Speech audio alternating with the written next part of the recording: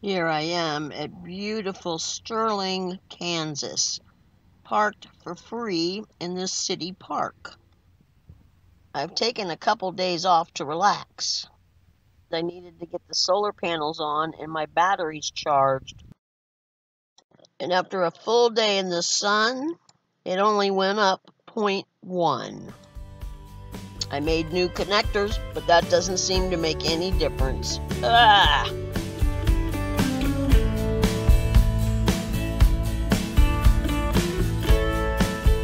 Been on the road for 2 weeks, and I thought I'd better give a little video to let you know I'm okay. I was really looking forward to coming into Kansas. It's beautiful. Let me show you a couple places I've been to so far. When I was going through Ohio, I stopped at an earthworks, one of the largest in Newark, Ohio. This is the Hopewell generation of Native American people. And this was a ceremonial structure that they built. It's just huge and very beautiful. 90% of it is intact. The original complex of Mounds was 4 miles long. Only this area is in good shape.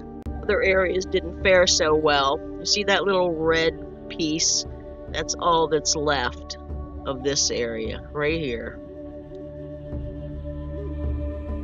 Here's what's on the rest of that 20 acres. A mile or two down the road is this other structure. It fared a little bit better, but now it's surrounded by a golf course. Actually, the golf course cuts right through it. Octagonal mound, this is called. What a shame.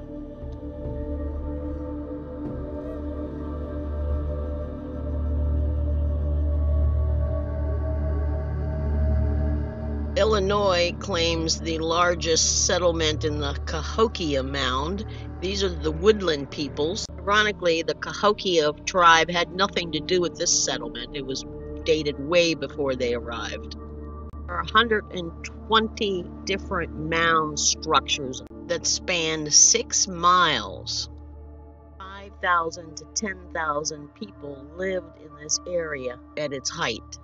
This is the largest structure. It's called Monk's Mound. I don't remember how many millions of baskets of earth it took to build this mound, but it was a lot. This is a view from the very top of the mound.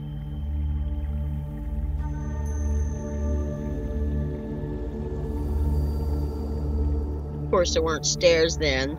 Well, there were kind of stairs, but they were made out of wooden logs. It's amazing, really. That'll give you a little idea of the perspective. The local people seem to come and run up and down this mound every day for exercise. This is what they think it might have looked like.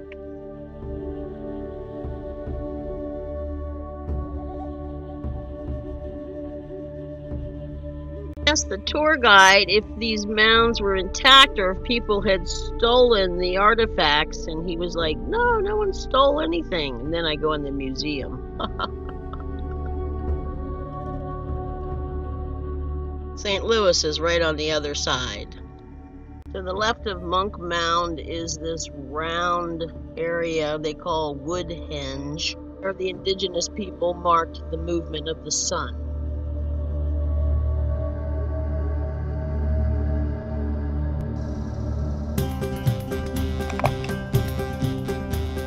Old Bedford Village is an early 1700s reconstructed village. It was the furthest western outpost for the military, and then the town grew around it.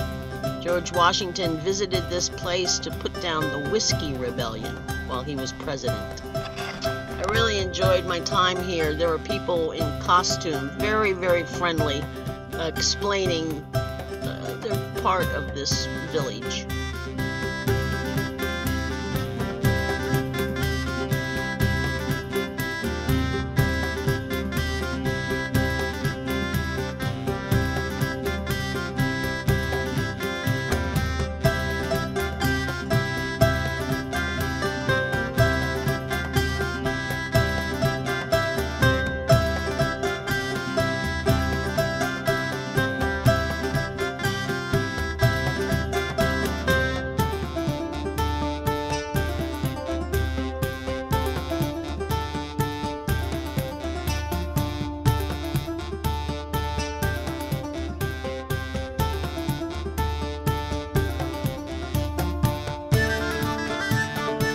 really appreciated that they acknowledged the Native American presence before it was a settlement.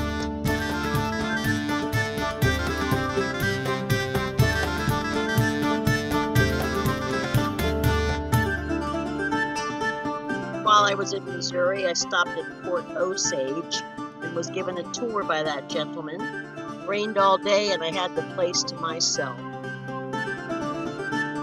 This fort was built on a site picked out by Lewis and Clark because it sits right beside the Missouri River. Its purpose was to protect the land that had been gained in the Louisiana Purchase and to establish trade with the Osage Indians whose land they were on. They purchased about 6 square miles for their settlement. He told me it was a mutually beneficial relationship. Osage moved themselves to Oklahoma without a fight.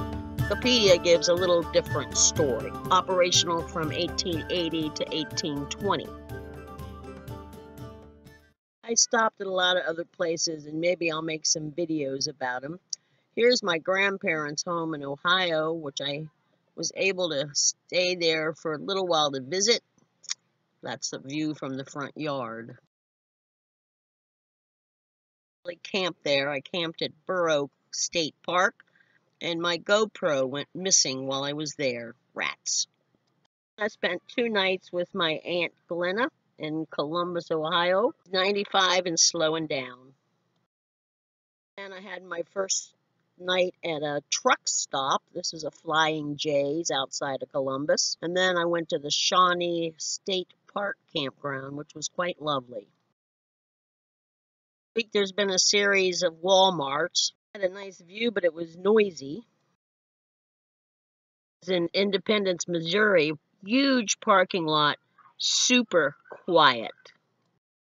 Missouri also has conservation areas that allow free camping.